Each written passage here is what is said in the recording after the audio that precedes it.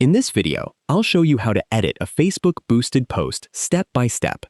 It's important to know that once a boosted post is active, you can't edit the original post's content, such as the text, images, or video, without affecting the promotion.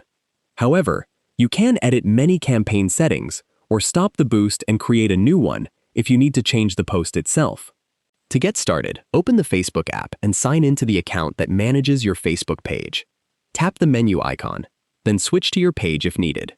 Open Professional Dashboard, Meta Business Suite, or Ads Manager, depending on the tools available for your account. Navigate to your active or completed boosted posts and select the campaign you want to manage.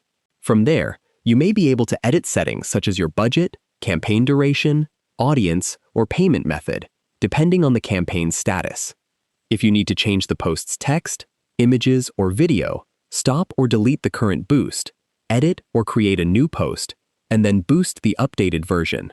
After making your changes, review the campaign details and save your updates or publish the new boosted post.